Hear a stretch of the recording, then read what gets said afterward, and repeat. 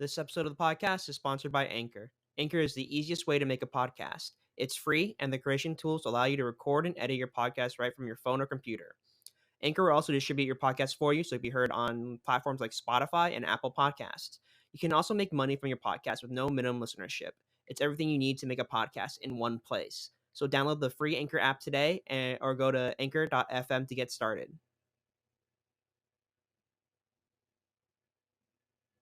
It's dumb. It is. I don't understand why people who enjoy Final Fantasy probably only played 7 and they're like, I enjoy Final Fantasy games. Who's calling me? Special guest phone caller. No. Never mind. That was a trick. Right? It's the only thing they will say is oh, I played 7. And it's well, have you played 8, 9, 10, any of the fucking 11 through 13? Because those were god awful. Except 10 was mediocre at best, but it was one of those things where it's I think at 11 to 13 was one of the things where it's oh, we'll try something new and different, when the new and different sucked. See, that's the territory that I am not prepared for. I do not have any experience in, but yeah, I mean, all I heard is 7 is great, and everything else just is dead silent. So I'm assuming it's because 7 was one of the last ones that actually had a decent story / good gameplay mechanics, but it was broken for the entire thing, and that's the problem with it. Is 10, it's cringy as hell, but gameplay, it's pretty solid. Okay. Because you have summons, you have basic turn-based combat. I think 10 was probably the last one that was mediocre. 11 through 13 was god-awful. 14's online. 15 is god-awful just because it's just slowly paced and, ill-defined. Mm-hmm. Yeah, I mean, I've never played it, so I can't really give my full opinion on it, unfortunately. But I did play 7 Remake, and I still haven't finished it, so... Exactly. Final Fantasy games are just way too long, overall. Yeah, it just feels like they've got a lot of cringy shit. Well, the remake, if I can give you my opinion on the remake, is that some stuff, I know about most of the stuff that's filler, and some of it's fun for me. The other stuff, I'm oh no. Because it's a carrot on a stick problem with Final Fantasy VII Remake. It's just it drags you along for a long ass ride that it doesn't really give you the rewarding thing. It's like Genshin. It doesn't reward you with anything very specific. Dude, there's just some stuff. By the way, hi to the podcast. Yes, welcome back to the podcast. We're just ranting right now about E3 and Final Fantasy. But, it's this is just general Japanese game stuff and stuff like Tower of Babylon. This is an example of weird Japanese bullshit that they just start rambling about. Oh, the gods and the... Well, that's not even it, though. We didn't even see gameplay for that. We only see, it's a Nier-esque game where it's okay, it's a hack and slash because it's won Platinum Games, obviously. So it's Platinum Games, which they do really good hack and slashes because they did Bayonetta, they did Astral Chain. It's one of those things where it makes sense for what it's worth, and they do a really good job at it. It just doesn't look... I think a lot of people anything. Going hard on the backgrounds...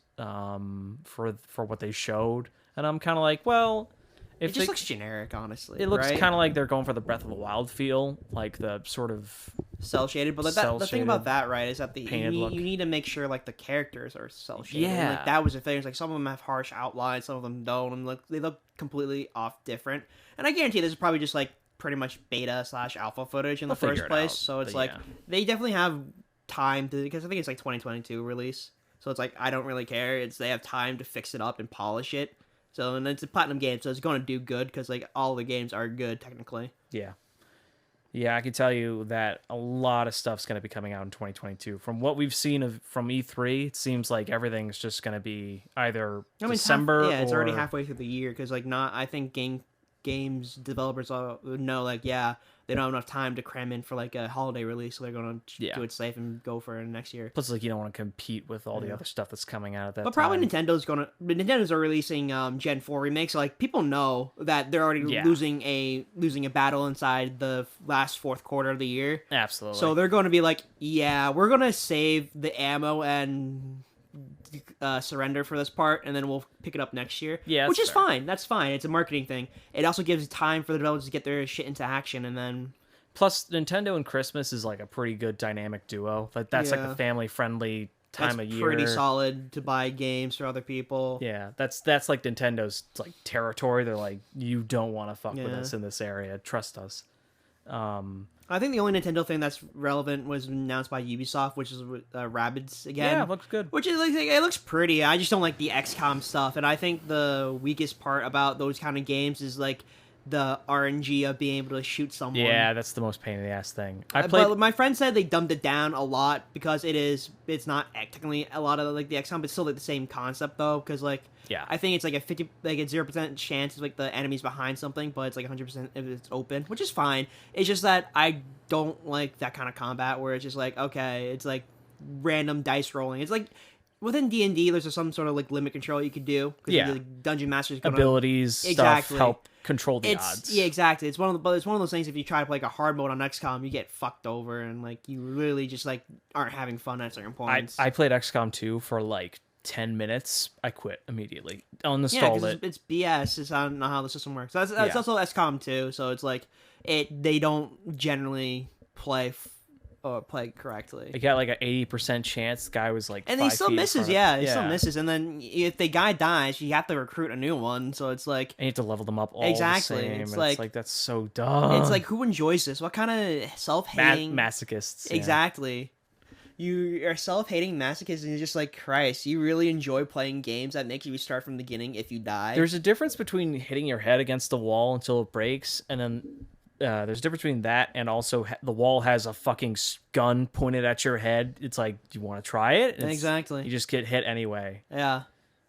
Or it's like, you hit the wall, but the wall's just like you missed. Go try it again. It's like the wall's made out of rubber, so it just hits you back. It's like that little boxing thing that comes back up when you hit it down. Yeah. But it's bad. But let's just go in order. So I watched a bit of the Microsoft one, the tail end of it. It looks okay. Forza Horizon, it's okay. They go to Mexico. Yeah. It seems like the logical choice. It's pretty.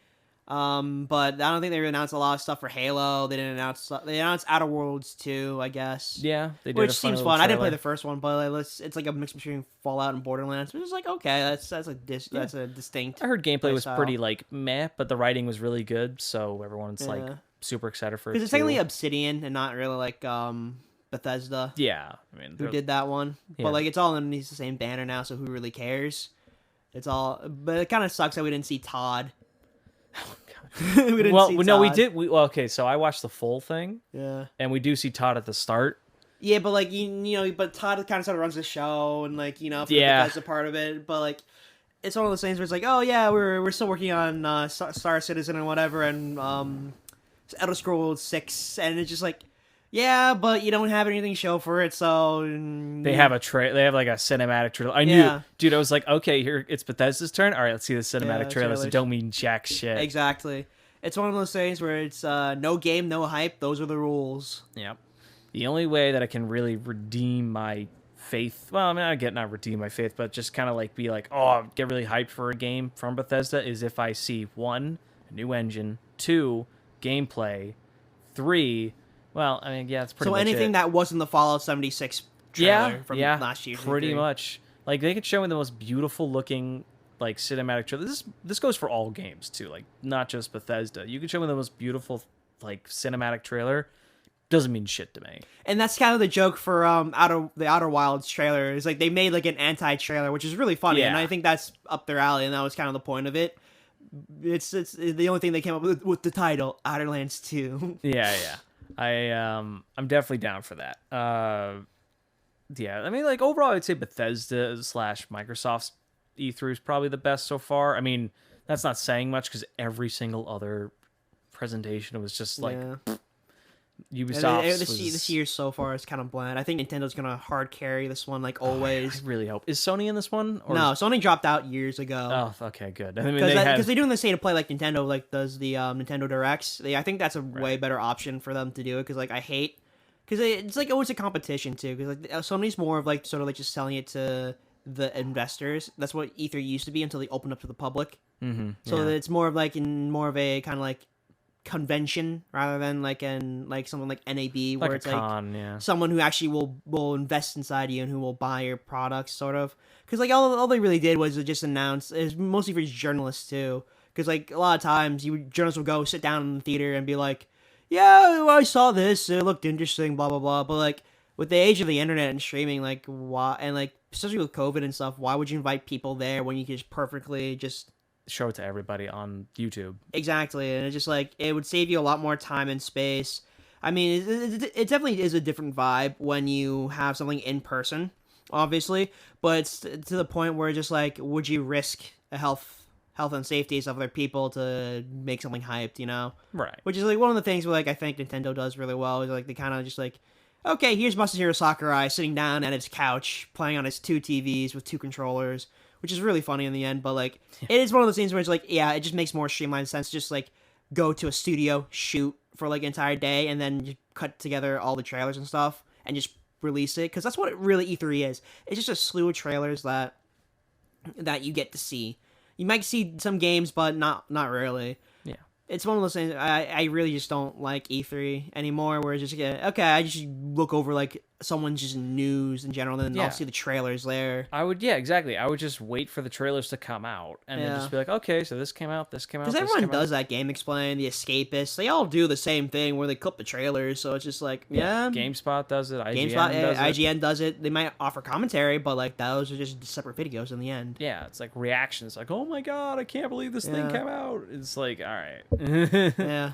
What was after Microsoft? I think it was after Microsoft. Square Enix. Square Enix Was one of the worst things ever. I think because like they didn't show much. They only showed like they showed the Guardians of the Galaxy stuff, which looked decent. It's definitely one of those things where I think that was the right direction to do a single player game because no one liked Avengers. Yeah, no one liked Avengers, and that was kind of the thing where they didn't show gameplay of when it was announced. So obviously, people didn't like it just because there was so little known about it. Right? Yeah, it just looked weird.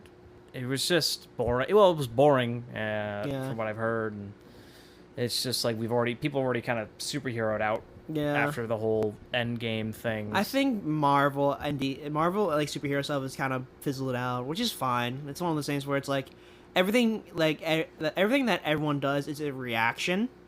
So I guarantee it'll probably die out by 2030. The entire Marvel Cinematic Universe. We're kind of done with this. Yeah.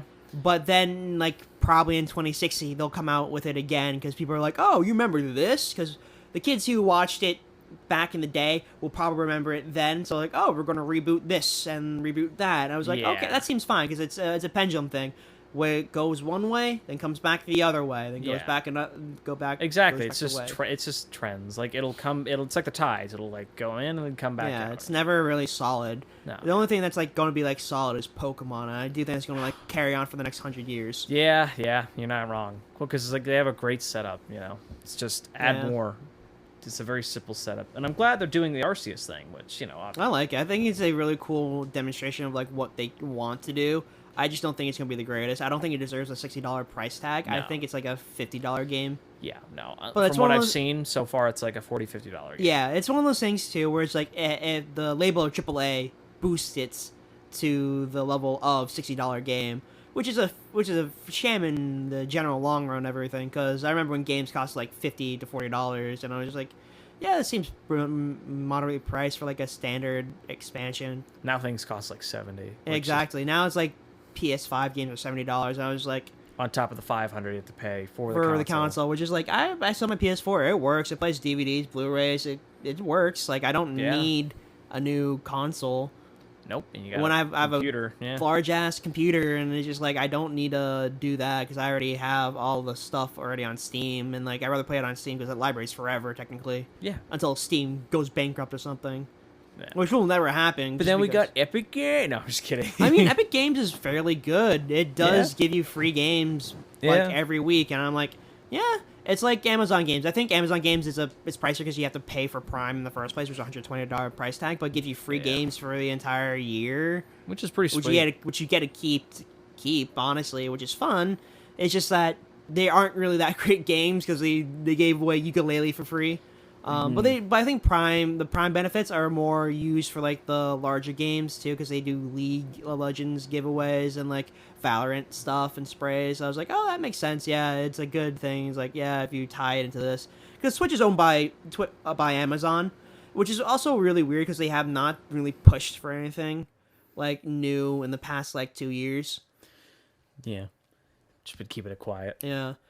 It's also one of those things where it's just like you think Amazon would actually have a lot more like say into like the distribution of like DMCA takedowns and stuff, where it's like, yeah, you can't do this and this and this, but like they don't, which is kind of weird because I think they kind of like made the decision of like, oh, we're gonna leave you to grow on your own. We just bought you, and like whatever revenue you get, you give to us, which is a simple things. Like, you know, it's like the very It's overall kind of smart general seeing stuff. how they do first, and if they need direction, they'll come back and. Yeah, they'll bring the hammers in and Which I'm strip kind of everything glad down and rebuild it. why Microsoft bought Bethesda, because it's like they kind of make a lot of big promises and they kind of just don't live up to it a lot of times. You need someone to control the limited expectations. Yeah. That's what like you remember No Man's Sky, that whole debacle when it first came out. It I was actually watched- absolutely nothing. Yeah, dude.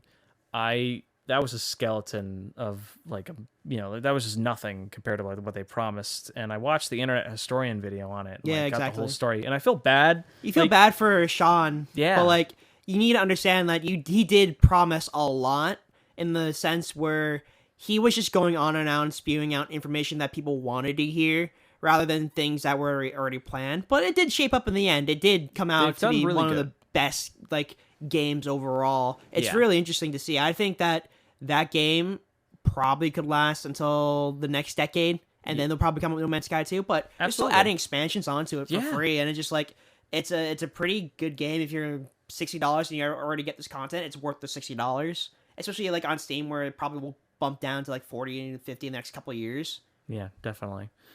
Yeah, it's what I kind of wanted for Sea of Thieves to be, where it's like they just kept doing big updates to it. Updates. But with Sea of Thieves, well, what's good news is that they're getting a new big update, coming with, interesting enough, Disney, which I'm like, whoa, okay. Pirates of the Caribbean. Yeah, and I was like, okay, bringing it back. I mean, I don't really care about Jack Sparrow being there. What I care about most is that there's just new stuff. Oh yeah, Like there's new enemies to fight, like new, just general like.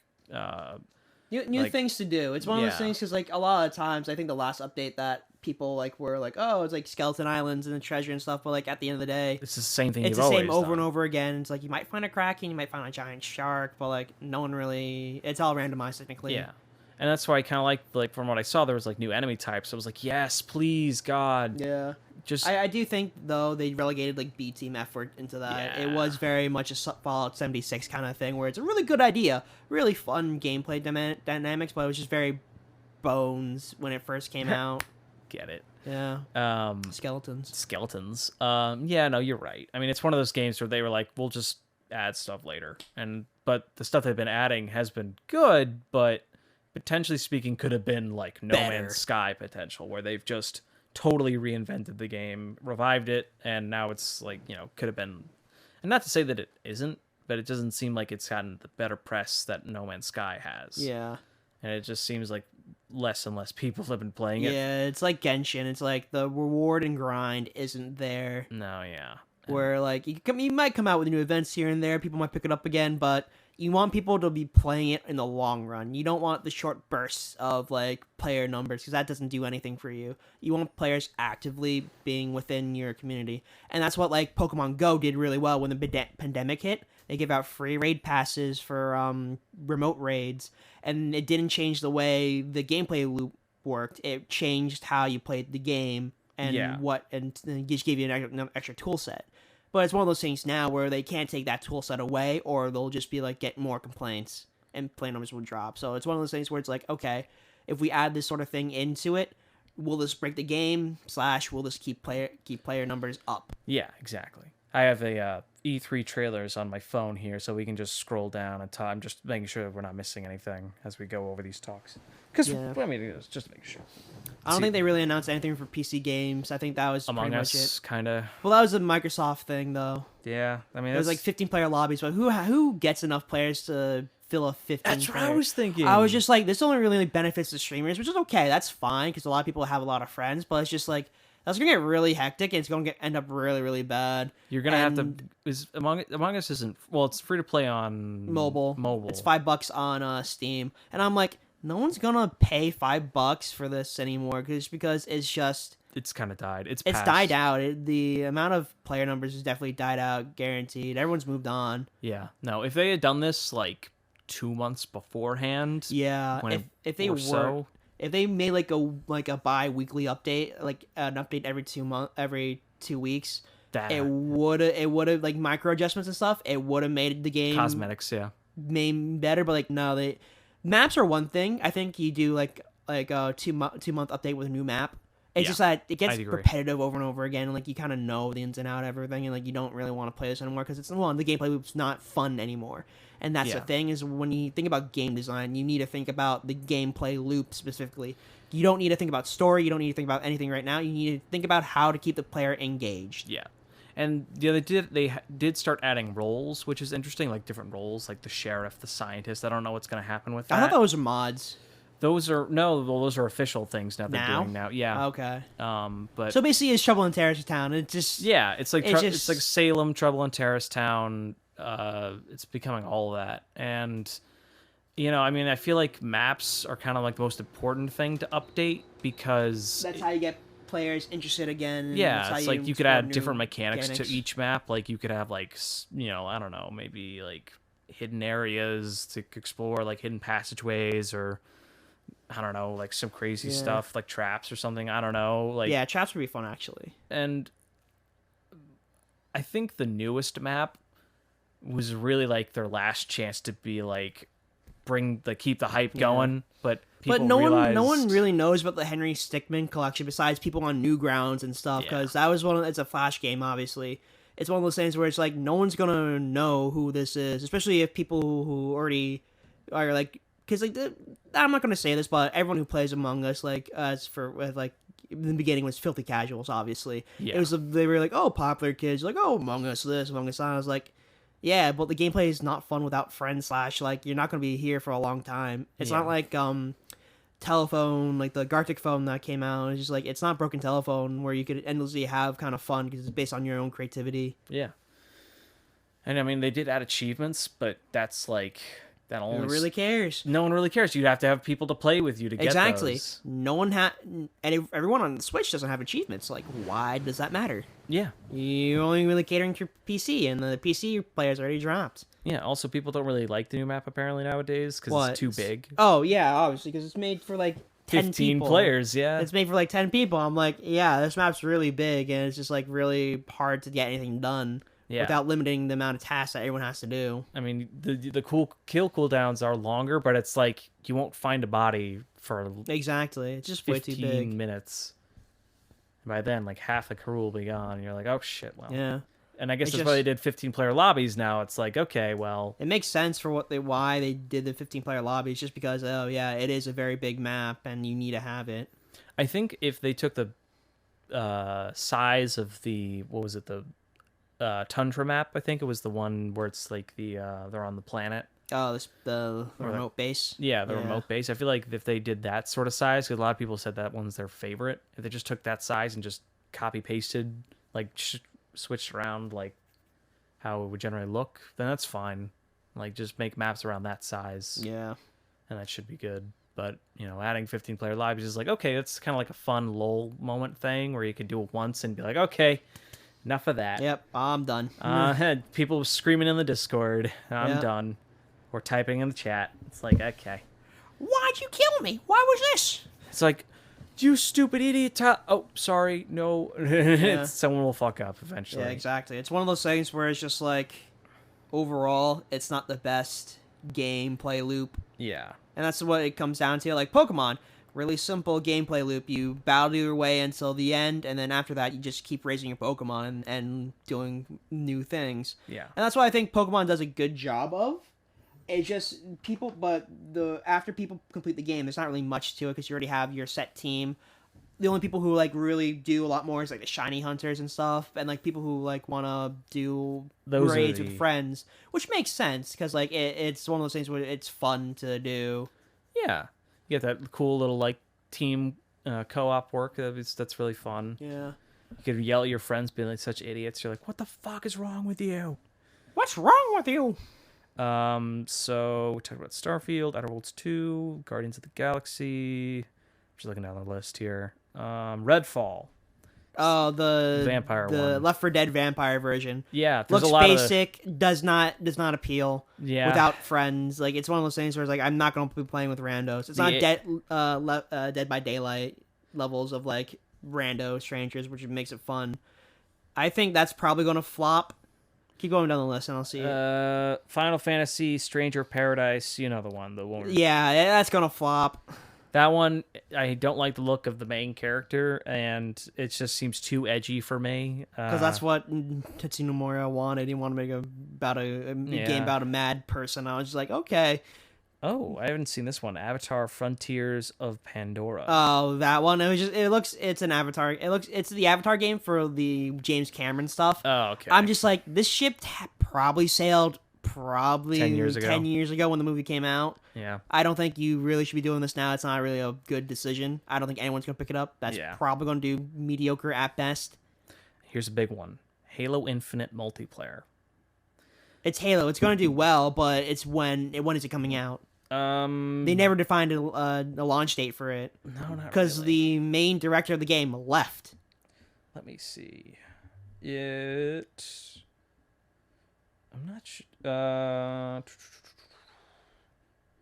just says 2021. Yeah, exactly. There's no defined date. I'll have to look at the end of this trailer, but yeah, I mean, from what I saw, it looked fun. It looked like the style they did was going back to the old Halo, which I'm definitely down for because it started to look like Warframe. Which, no offense to Warframe, but Warframe is like fun if you have people. It's like Destiny, where it's like if you have people to play with. I'm just not a big fan of the art style of it, where it's just kind of like you can't really tell what's going on, and it just kind of looks like everything's too much, or like there's too much stuff going on.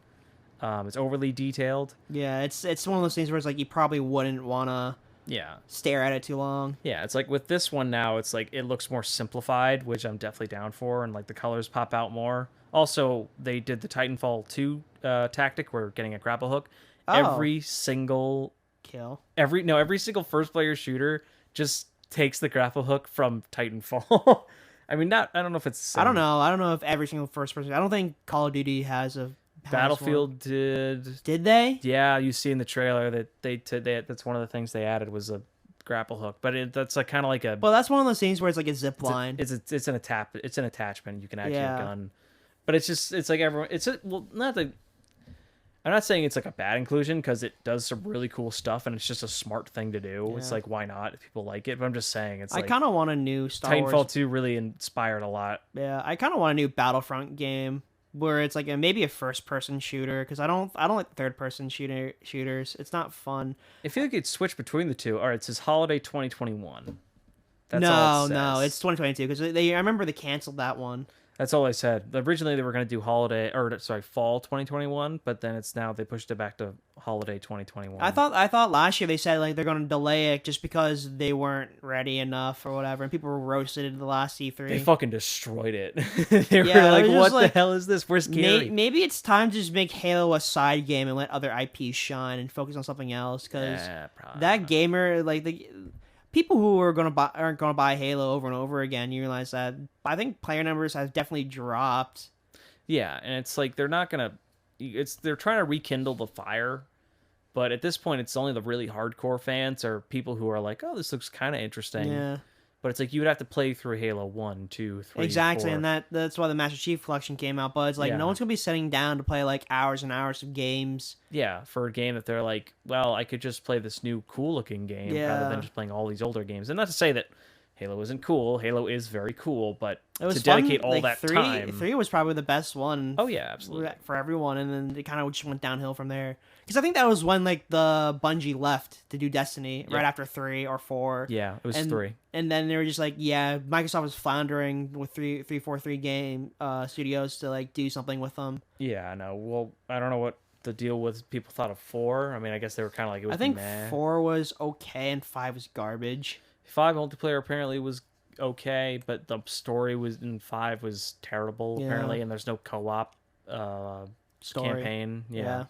And I was like, "Ooh, that's rough. That's not a great decision." So, I mean, if I had an Xbox, or I don't know if it's going to be on Master Chief Collection, but if not, then I'll just wait till it maybe comes out on PC. I mean, Master Chief Collection is on PC. Technically, I think it's part of the Game Pass.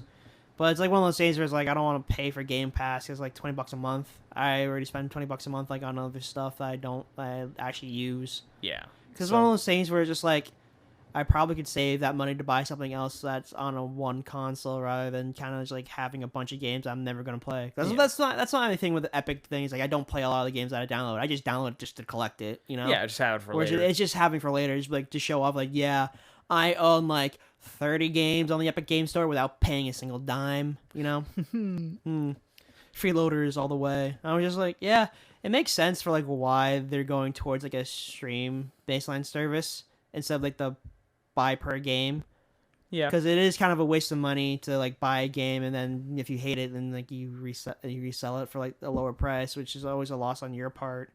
And it seems like it benefits the user overall, but it's just like one of those things where it's like there's so much shovelware and crap on certain consoles that you kind of don't want to. I get it. I do. I agree with you there. And I mean, it's like, it's really just a pick and choose at that point. It's like, what do you know you like? What do you want to have fun with? And so for me, it's like Elden Ring. That's from what I've concluded from all these trailers. I'm like, yeah. Nothing surpassing that. That's going to be the game I'll be putting on my list 100%. Like, I will be saving money aside for that. No question. Other stuff, maybe I'll take a look at, but I'm like, so far, it's Elden Ring. Pretty much. I'm just going to be upgrading my PC and then just getting ready for Elden Ring at that point. Yeah, if you can upgrade your PC. If I can. If you can. I'll just steal someone else's. It's fine. No, it's fine. I don't know. It's one of those things where it's like, GPUs are so hard to find nowadays. I don't think it's really plausible to build a PC in today's economy. Sad. Sag. Let's see. So we got talk about Mario and Rabbids, Far Cry 6. They're releasing a DLC with you can play as like all the past villains, which is cool. But it's just like I don't think anyone above the who was born recently is gonna really care who you can play as. Far Cry 3s or Blood Dragons, because that was one of those things where it's like I think everything past 5 is what got people into Far Cry. Yeah, because it looked like that cool kind of thing. But I was just like, if you didn't play 3, I think 3 had the best villain, just because he was an extreme psychopath. 4 was okay, just because it was more tragic, and like 5 was just like absolute like kind of weird. Yeah, he was trippy and kind of annoying because the ending just pissed me off. But you know, this one looks fun. Like, I think we mentioned this before, but Far Cry 6 overall just looks kind of fun, so I'm down to play it. Yeah, I think it also takes place in Mexico or something. It takes place in a fictional Colombia, basically, or something like that. South America, probably. Yeah, they're like, oh, it's a fictional world. I'm like, I clearly know what you're basing this off of, but it's fine. They're not very subtle, Ubisoft inside of Far Cry. I'm waiting to hear what they'll do for that one space pirate game that they mentioned a while back. What's it called? It was with the monkey or the ape dude with the jetpack. Oh, I know what you're talking about. It's whatchamacallit. It's Evil Dead. No, Evil Things. It was a game that came out like years ago, and I was like, I think that's not Dead by Daylight. It's I don't remember it. I think Oni Plays had it on his channel at one point. It was that game with the monkey and like they go around like going to like different places like space pirates, I guess. Yeah. But it's one of those things where it's like that ship that's kind of sailed for a sequel. I really don't think that it did well if it did come out. No, I don't think so either. The only way that they convince people to come is if they like had a really cool gameplay mechanic or like the graphics were crazy. But it just like we haven't heard anything about it in so long. I know, it just like it's a dead game. I think they should just cancel it right now and and they're like, oh, we're gonna get artists to do their own kind of work and we'll post it in the game. And I'm like, okay, let's take it down a notch. It's just getting to levels of Bethesda, not Bethesda. 76. No, not even that. Just like you're just promising things you can't do. Yeah, just like okay, come on, let's just pull it back. Yeah, and they're like promising inner space travel and I was just like, yeah, combat. No, I'm like, all right, come on.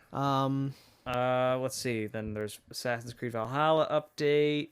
It's kind of minor. A lot of these stuff is just minor updates. The Avengers update. It's kind of weird, like going back to Assassin's Creed, right? Where it's not no longer really about assassins anymore. I think they need to go back and like continue the storyline. Well, it's an action. It's like action game now. It's different than like. I know it's usual. definitely what it was, and I definitely think they need to go back to their roots and figure something out. I think the game was rigged from the start because when they started introducing Aiden, whatever his fucking name was, like when you're playing, like going the. I think that was 4. 4 when you do new because Desmond was 1 through 3. Desmond. No, Desmond was 1 through 3. When I'm saying when they had Desmond from the start, I'm like, that's kind of stupid. They should have just had the story be in the past and just kind of let it. Well, it's one of those things where it's just like I agree to a certain extent, but it's one of those things like it's a mystery. It's one that you need to you're playing as your ancestor to uncover a mystery. Yeah, but if you're dividing up the game where it's like, oh man, I love this part, and then you get to the part where you just if you split up an experience into 2 separate halves and you go between the 2, you're inevitably going to pick the one that you like the most. And when you go back to the other one, you're like, this is so stupid. No. The Desmond parts of the games were very short. They're like you literally only go out to like certain places, and then anything else was within the Assassin's Creed world. But then that makes you wonder. It's like, why do you even have that in the game if it's going to be extremely short? Because it's literally just a leeway and it's like section. You know, it's like a bridge. It's not meant to be anything more than a bridge between 2 points of time. Yeah, but I mean, it's like if you could do like a JoJo thing where you could just say like, oh, okay, now it's just set in this time period with these characters. It's like, and you well, they still carry over old characters though. Well, you could. I mean, you could say like, yeah, exactly. Well, it's all connected, Charlie. I'm just saying. Then why would you need Desmond there though? If it's he's it's the all end set point. In the same world. That's why he got killed off in 3. Yeah, but it's like. Well then, okay. Well, that's why he got killed off in 3 because it was the end of the line. You realize that? You know, yeah, but it's like I'm just saying. Okay, first of all, have you actually played one? Yeah, I did. Really? Yeah. You sure? I played 3, 2, 4. Yeah, I played a lot of them. I know what happens. Okay, I'm just because the sections for like 1 through 3, Desmond was only there for a very short amount of time. I'm just saying. Then why do we need him? Because he's the person to wrap the entire story up, which is weird because you think it would end it off in 3, but no. Apparently, the story needs to go on. What I'm getting at is the story's stupid as shit, and they really it was always dumb from the start. They really shouldn't have had him in the first place. Is what I'm saying. Is like they could have done a story where it's just like it could have been this emotional thing where you meet the character, like you have the actual person you're playing as, like, you know, not Desmond being the ancestor, just you're playing as the ancestor is what I mean. You're not. Well, but the entire part of the story is the giant mystery behind the Apple of Eden. Well, you could unlock that. You could figure out the story as it goes on. Like, you could be like learn more about the Templars, and as the story goes on, you could have that same mystery. I'm just saying it could not. I don't think it really could be the same mystery because the main mystery about it is because in the first one, you get recruited to the labs first. Then you get rescued by the current order of assassins. Yeah. And that kind of sets up the kind of like good guys versus bad guys. The Templars versus assassins. Yeah, exactly. Yeah. It's one of those things where it's just the setup is what it is. It's one of those things where it's like you don't really stick with Desmond for that long. I do think that killing him off in 3 was okay. It's just that it just spirals out of control. He was the kind of things that kept everything together. But if you killed him off, you see how Odyssey and everything kind of spiraled out of control. 4 was just like, we're just going to have this nameless character be... We're just going to, for the gameplay, we're just going to keep the best parts about 3, which were the ship battles, obviously. Yeah. And after that, it's just kind of like, Assassin's Creed's just changed from a well thought out, like, kind of running around see it, like, mission like, standpoint, assassinations, to, like, just straight up, like, combat. You know, just like... This is just, like, not assassins anymore. It's literally just warriors. It used to be more about mystery and stealth. Now it's just straightforward action, which I know some people like more than others, and I get that. But it's like, the reason I like the old Assassin's Creed games was that I figured out the route. I knew what I needed to do, and there could be some leeway. There's some leeway to experiment, but most of the time it's like, 2, I remember, like, I had to, like, really think about what I needed to do, what the game wanted for me to do, and I could just do the sequence seamlessly, and it was super fun. But now, it's just like, okay, I can just walk into an enemy camp, beat the shit out of everybody. It's one of those things where it's just, like, back in the day, you had to keep... Your percentage was based on, like, what you did. properly, and that makes sense because like your entire thing was to relive the entire thing shot for shot technically. So it makes sense to grade you on your ability to keep things intact. So like if you killed people, it'd be like, oh, your ancestors didn't do that, like failed, Yeah. which was what kind of sucked. But like it's one of those things where it's like, yeah, you're kind of forcing a player to be like, this is what the hero should have been, kind of deal. It's like it's their excuse to be like, play the game we want. Yeah. And I get it. I mean, that's fine. You're basically trading for a more linear story-based story to a open world, do what you want, option-based action game. It's one of those things where I think Infamous did it way better with the system, where you have like the overall good and bad karma stuff, where it's like, okay, if you do the bad route, this story happens, or if you go to the good route, this story happens. Yeah. But at certain points, no matter what you do, it doesn't matter what side you pick because it's locked. Yeah, event. Certain things will just happen. I think that's probably the best way to go about it, just because it's probably more viable to story drive a character, as well as give player the illusion of choice. Yeah, I think that like morality based systems are a bit tricky because it's like, how much will they influence the game? Like you want it to be so that they, it's different every time, but you definitely want the character not go veering off, what they would originally do. By what I mean is like, if like, damn it, I'm just trying to think because like I've seen a lot of morality stuff, and it's just kind of like, I don't know. I don't really think I've seen a lot of morality stuff. Maybe like Fallout and stuff, but like that's like more of a kind of like character to character system. I mean, Undertale had it, Fallout had it. Well, that's a morality choice. It's not really a system. How so? Oh, you mean like for Undertale, it's more of a choice for what you do, because you can play it as a normal RPG. You could go out killing or running away and sparing people. Mm-hmm. But with Infamous, right, it was more of the world reacting to around you and how you dealt with situations. Because like, oh, if you went for the bad route, people would throw rocks at you and stuff, and like if you're good, people would like cheer you in the streets. It's one of those things where it's like your actions have your consequences, and it's one of those things where it's like it wouldn't story lock you into different little things. Like for the overall story, it would just minor lock. Oh, the world would change, not the story. Well, yeah, exactly. It's just morality inside of like a story thing. It's just like, yeah, you could get different endings and stuff, but overall, it should just lock you out of world stuff, not necessarily story progression. Okay, that's actually kind of cool. All right. Because in Infamous, right, you have one chance to just completely reverse it. So my first playthrough, I was like, oh, that's cool. I did all the good stuff first, and then I was like, okay, at the certain point where you could just go immediately bad, I just like, okay, fuck it. Yeah. Went bad, and then I just got everything, which is fun. It's one of those things where it's like, oh, my actions have actual consequences to me, and like it makes sense for like why they did that.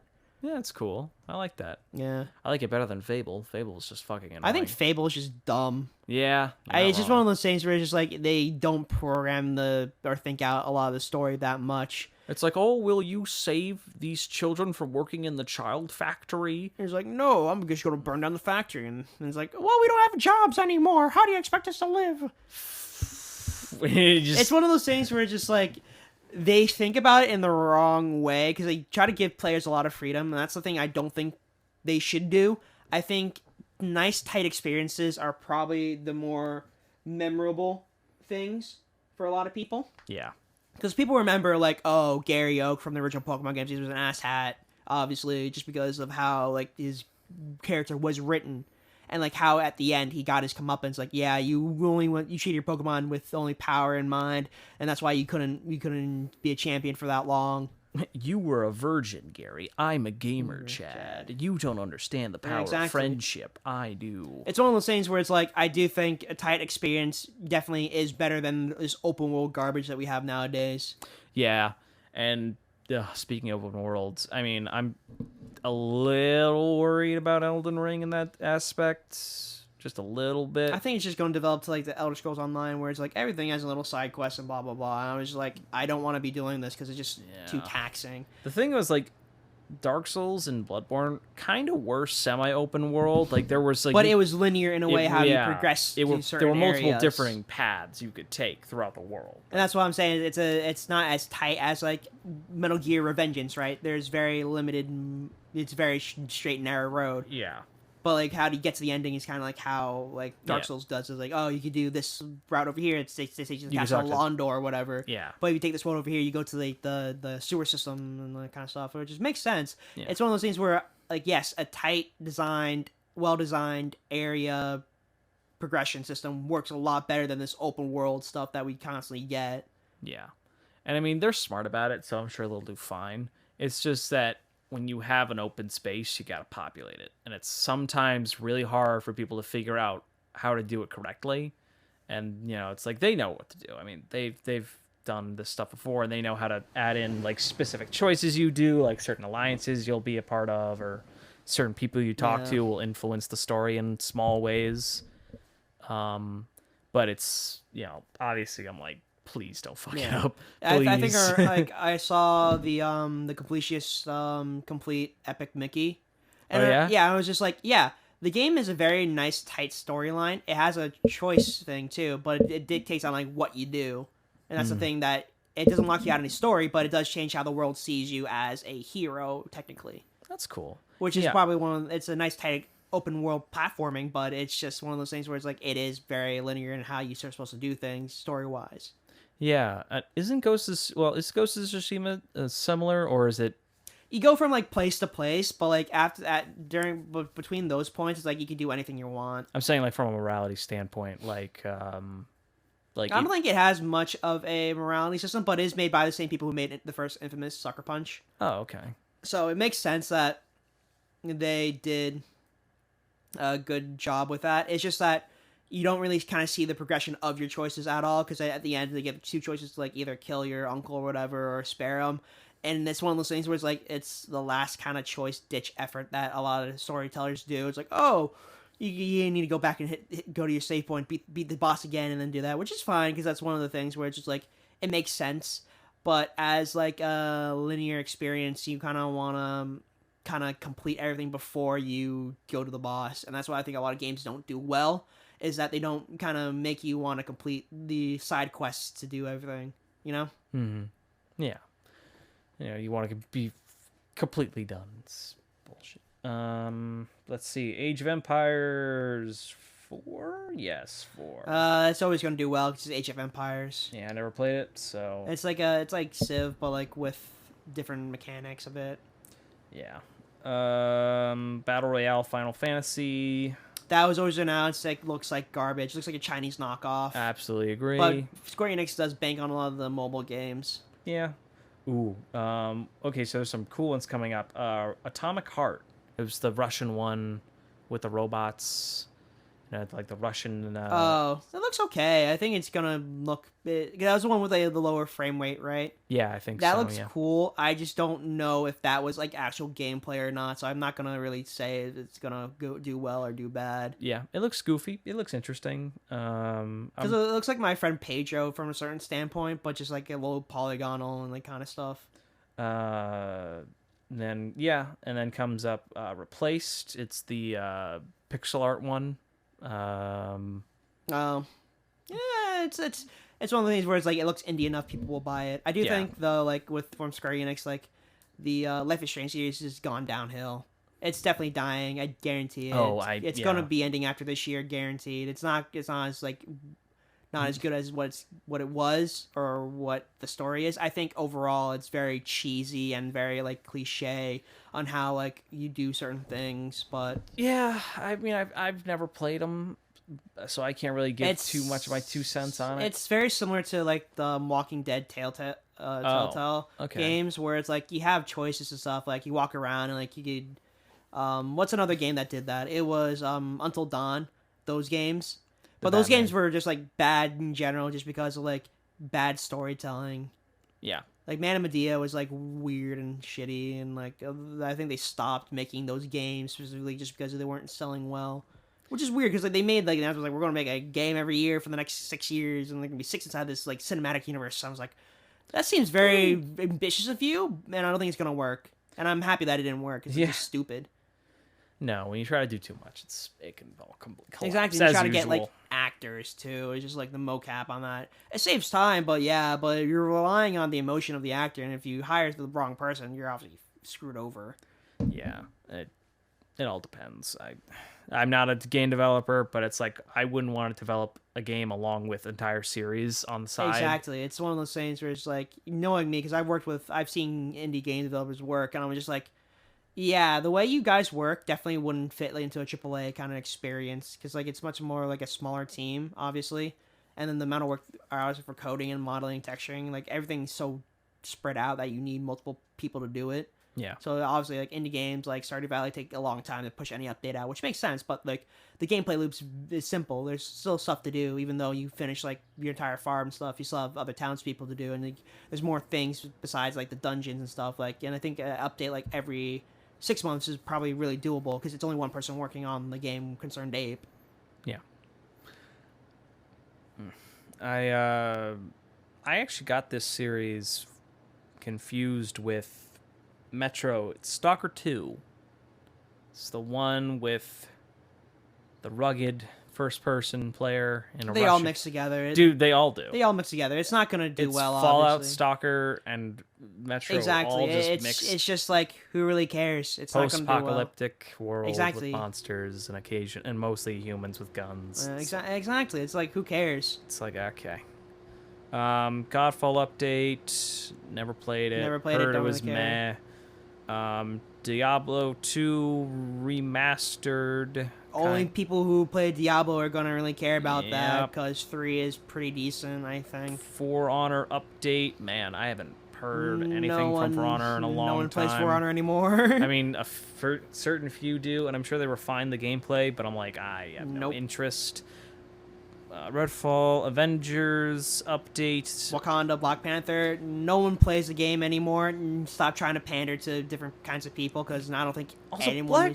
Black Panther looks kind of dumb. His eyes look weird, and he looks kind of... The costume looks like it has like a beer belly going on. Yeah, I was like the same thing. It looks like a fat. beer belly, dude. It's just like, this is really how you're portraying this guy? Yeah. It's like, okay, the actor's dead, and it's like, this is how you want people to remember how the ship burned, and... It just looks so weird. I know, it's just like, I don't really care about this anymore. I don't think anyone does. I think they're just pushing because they have to fulfill a promise, because I think with the Avengers announcement, they had like a complete edition where like you get, there are like 3 DLCs, and like this is like the second one? Yeah.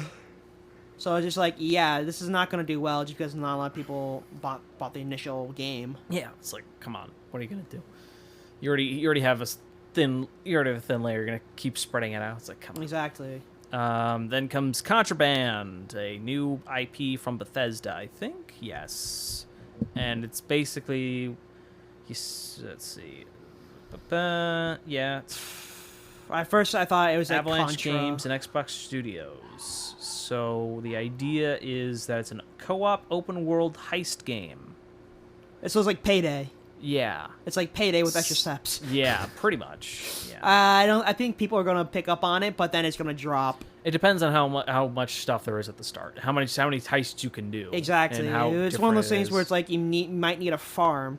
Yeah. Obviously, so it's like one of those things where it's like, I don't think it's gonna do well just because of the amount of grinding you might have to do inside a game. Yeah, no, it's like what rewards will you get and how solid's the gameplay. Exactly. That's the trick. It's like, okay. Like I said, it's the entire gameplay loop you need to think about. It's not the concept, it's the gameplay loop of what you want to do. Because if it's just the same heist over and over again, it gets boring really quickly because you know what's going to happen. This guy's going to come out here, you shoot him dead, and then that kind of stuff. But like if you change it up where it's like a random thing every time, like that'd be fun. It's interesting to see. Yeah. Where it's like a randomized layout where it's like, okay, you get like, you're in a bank, right? And like there's like 10 rooms in total. Yeah. Like there's one main room, but they all sort of branch out in the end from that main room, and you have to make a decision. Okay, you might have someone on cams be like, okay, there's a guard inside the room over here, and over here. The but- layout changes a little bit each time. Exactly, it's like a rogue dungeon crawler, but it's one of those things where it's like you need to make sure like your people are prepared. I think I've talked about this game idea before, where you play as sort of a dungeon master, and like your adventures are coming through, and you need to create a dungeon, but then you get to place different monsters in each room, and then you place your final boss, and you give them like buffs and like anything that doesn't that gets carry over. Just place the final boss in the first Yeah, exactly. room. Well, no. It's kind of like a snaking thing where it's like you kind of okay. like go through each one and you snake around until you reach the boss room, or it Okay, can be that's complete like labyrinth. defined. Yeah. Okay. But like it's one of those things where it's like okay, you're playing. It's more of a you against the AI. It's like an auto battler kind of thing. Okay, cool. Oh, the AI is the party. Okay, that's cool. Yeah, it's not an auto battler thing, and you kind of see like okay, this is the party's equipped layout, and like you would create your own party at the end at the end, at your little starting point, and then you send off to do their dungeons to pillage and raid and stuff. Then they come back and see like okay, we brought this, and this, and you could sell certain things to like the demon lord or whatever, and get upgrades for certain monsters in your area. All right. So it's one of those things where it's like you need to think about gameplay loops specifically in the way how it works within the world rather than how a story works within the world first. That sounds cool. Yeah. I like that idea.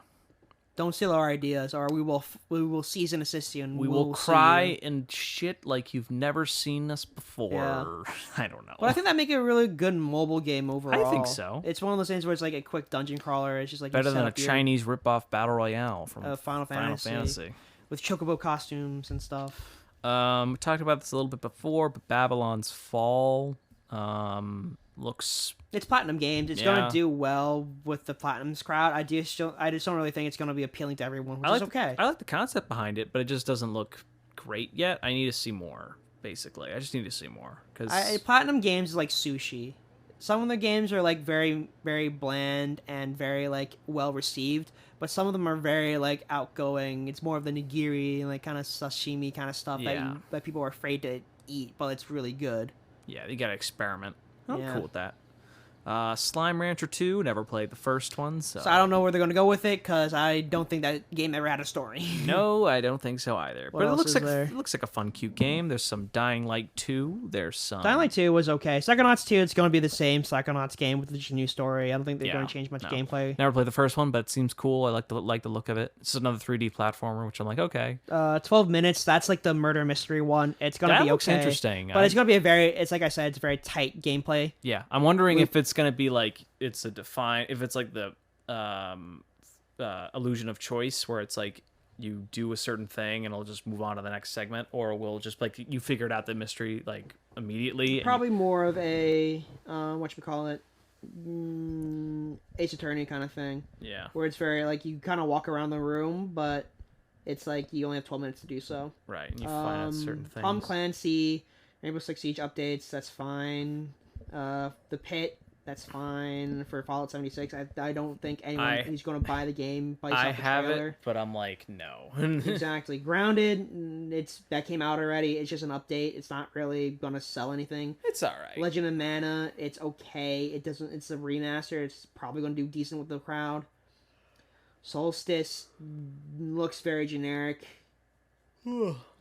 Back for Blood, that's like the one where the guys from Left 4 Dead actually made their own game. I'd be down to get that. I would totally be down to get that. If other people are getting it. Like, it would depend. Like, if a bunch of my friends are saying, like, hey, we're going to get this. We're going to play, like, okay. exactly. But there's other free-to-play games that are just better than that, you know? Apex Legends is one of those things where it's like, it's fun for three people.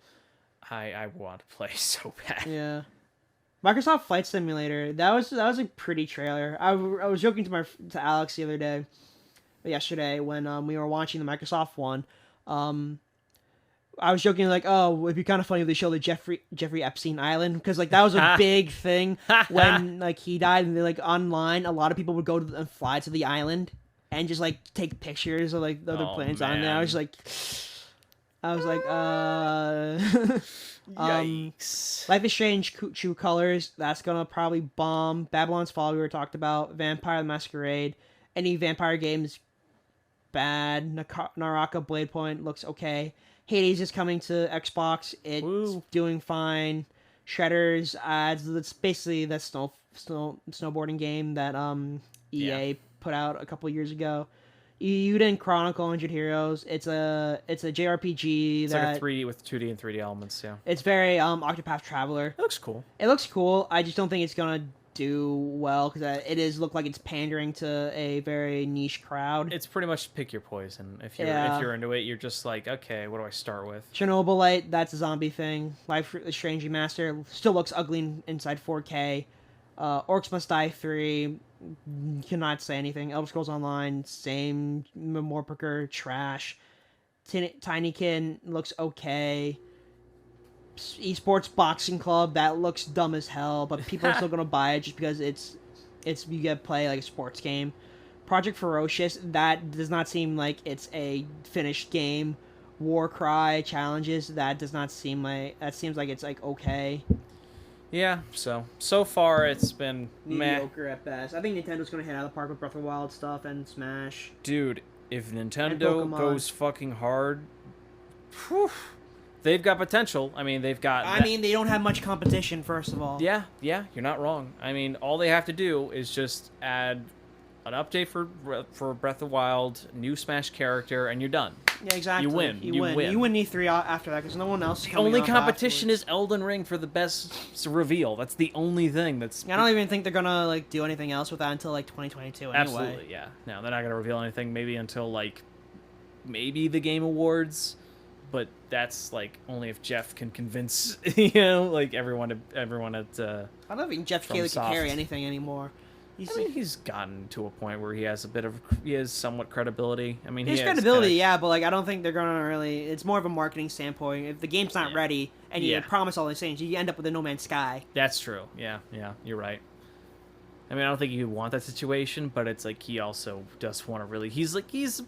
I would say he's an excited gamer. I mean, he just wants to. He likes to see games. Yeah, he likes games. I get. He's a very honest and genuine person. Like Reggie Fils-Aimé. He's a very honest and genuine person.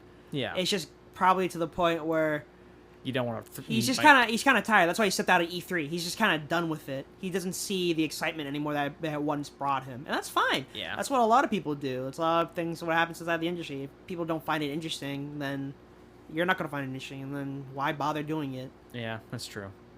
I get it. It's a sad reality.